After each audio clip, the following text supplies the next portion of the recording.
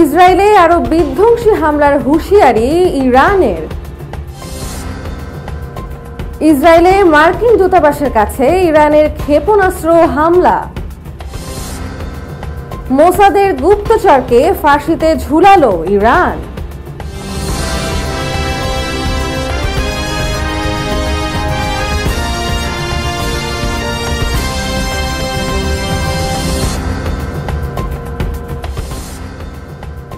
আসসালামু আলাইকুম। সার্চ টিভির এখনকার সংবাদে সাথে আছে আমি নন্দিনী হাসান। শুনছিলেন প্রধান প্রধান সংবাদ শিরোনামগুলি। এখন চলে যাচ্ছি বিস্তারিত খবরে। ইসরায়েলের বিরুদ্ধে আরো বিধ্বংসী আক্রমণ চালানোর অঙ্গীকার করেছে ইরান। দেশটি সর্বশেষ ইসরায়েলে ব্যাপক ক্ষেপণাস্ত্র হামলা চালিয়েছে। এতে অন্তত 5 জন নিহত হয়েছে বলে জানিয়েছে ইসরায়েলের জাতীয় জরুরি সেবা সংস্থা মাগেন ডেভিড আদম। ইরানের ইসলামিক রেভলিউশনারি গার্ড কোর এক বিবৃতিতে বলেছে, ইসরায়েলের গুরুত্বপূর্ণ লক্ষ্যবস্তুর বিরুদ্ধে কার্যকর এবং আরও ধ্বংসাত্মক অভিযান অব্যাহত থাকবে। বিবিসি তাদের লাইভ প্রতিবেদনে জানিয়েছে, ইসরায়েলে হাইফাই ইরানি হামলার কয়েকজন আহত হয়েছে। ইসরায়েলি সরকারি সম্প্রচার মাধ্যম কান বলছে, তেল আবিব থেকে 90 কিলোমিটার দূরের ইসরায়েলি বন্দর নগরী হাইফায় হামলা চালিয়েছে ইরান। এতে কয়েকজন আহত হয়েছেন। এর আগে ইরানের প্রেসিডেন্ট সতর্ক করেছেন যে হামলা না থামালে ইসরায়েলকে আরো কঠোর জবাব দেওয়া হবে। এদিকে মার্কিন প্রেসিডেন্ট ডোনাল্ড ট্রাম্প বলেছেন, ইরান ও ইসরায়েলের মধ্যে শিগগিরই শান্তি প্রতিষ্ঠা হবে। এবার মধ্যপ্রাচ্য উত্তেজনা ক্রমেই তুঙ্গে। এরই মধ্যে ইসরায়েলের রাজধানী তেল আবিবে মার্কিন দূতাবাসের কাছাকাছি স্থানে ক্ষেপণাস্ত্র হামলা চালিয়েছে ইরান। ইসরায়েলে নিযুক্ত মার্কিন রাষ্ট্রদূত মাইক হাকাবি সামাজিক যোগাযোগ মাধ্যম এক্সে দেওয়া এক পোস্টে এ তথ্য নিশ্চিত করেছেন। রাষ্ট্রদূত হাকাবি জানান, তেল আবিবে মার্কিন দূতাবাস ভবনের কাছে ইরানি ক্ষেপণাস্ত্রের আঘাতে সামান্য ক্ষয়ক্ষতি হয়েছে, তবে দূতাবাসের কোনো কর্মী আহত হননি। নিরাপত্তার কারণে সোমবার জেরুজালেম ও তেল আবিবের মার্কিন দূতাবাস ও কনসুলেট বন্ধ থাকবে বলেও জানিয়েছেন তিনি। এর আগে গত শনিবার রাতেও হাকাবি কঠিন পরিস্থিতির মধ্য দিয়ে যান। সেদিন সারা রাত তাকে 5 বার বিভিন্ন নিরাপদ আশ্রয়ে যেতে হয়েছে বলে জানান তিনি। এক্সে দেওয়া পোস্টে হাকাবি লিখেছেন, আজ সাব্বাত অর্থাৎ ইহুদিদের সাপ্তাহিক বিশ্রামের দিন। সাধারণত এই দিনটি শান্তিপূর্ণভাবে কাটে, কিন্তু এবার তা হচ্ছে না।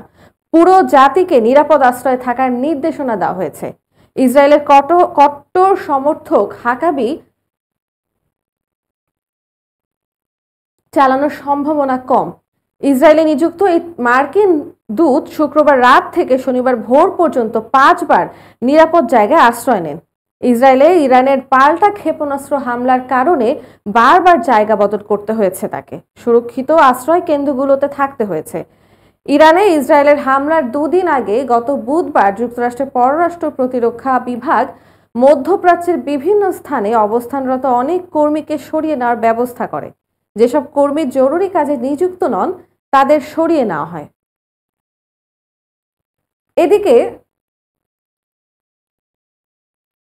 এদিকে পাল্টাপাল্টি হামলার উত্তেজনার মধ্যেই ইসরায়েলি গোয়েন্দা সংস্থা মোসাদের হয়ে গুপ্তচর বৃত্তির দায়ে দোষী সাব্যস্ত এক ব্যক্তির মৃত্যুদণ্ড কার্যকর করেছে ইরান। শিয়া সংখ্যাগরিষ্ঠ দেশটির আধা সরকারি বার্তা সংস্থা ফার্স সোমবার এই তথ্য জানিয়েছে দুবাই ভিত্তিক সংবাদ মাধ্যম আল আরাবিয়া।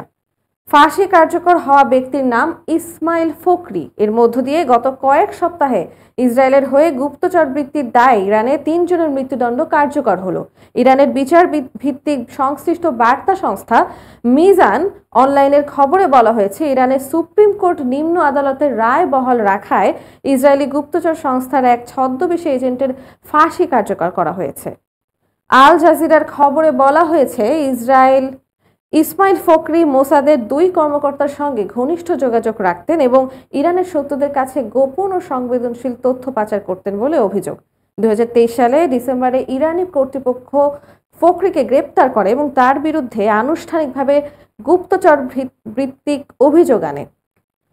ইরানের বিচার বিভাগ জানিয়েছে তার ফাঁসি ইসরায়েলি গুপ্তচর নেটওয়ার্কের জন্য বড় ধরনের আঘাত হিসেবে বিবেচিত হচ্ছে।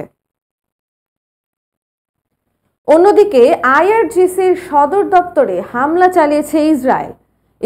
ইরানের অভিজাত রেভলিউশনারি গার্ড কোর্ডের সদর দপ্তরে হামলা চালানোর দাবি করেছে ইসরায়েলি বাহিনী। সামাজিক যোগাযোগ মাধ্যম এক্সে ইসরায়েলি বাহিনী বলেছে এই সদর দপ্তরগুলোতে আইআরজিসির কর্মীরা মধ্যপ্রাচ্যে তাদের প্রক্সি শাখাগুলোর মাধ্যমে ইসরায়েলের বিরুদ্ধে সন্ত্রাসী কর্মকাণ্ড পরিকল্পনা করেছিল। তবে ইসরায়েলি হামলায় আইআরজিসির সদর দপ্তরে কি পরিমাণ ক্ষয়ক্ষতি বা হতাহতের ঘটনা ঘটেছে সে সম্পর্কে বিস্তারিত কিছু জানা যায়নি। এর আগে গত শুক্রবার ইসরায়েলি হামলায় আইআরজিসির কমান্ডার ইন চিফ হোসেন সালামি নিহত হন। এছাড়া ইসরায়েলি হামলার আইআরজিসির গোয়েন্দা সংস্থার প্রধানও নিহত হয়েছেন। আইআরজিসির নিহত গোয়েন্দা প্রধানের নাম ব্রিগেডিয়ার জেনারেল মোহাম্মদ কাজেমি। রোববার ইসরায়েলি হামলায় তিনি নিহত হন। এই ছিল এখনকার মতো সংবাদ। পরবর্তী আন্তর্জাতিক সকল লেটেস্ট আপডেট পেতে চোখ রাখুন সার্চ টিভির পর্দায়।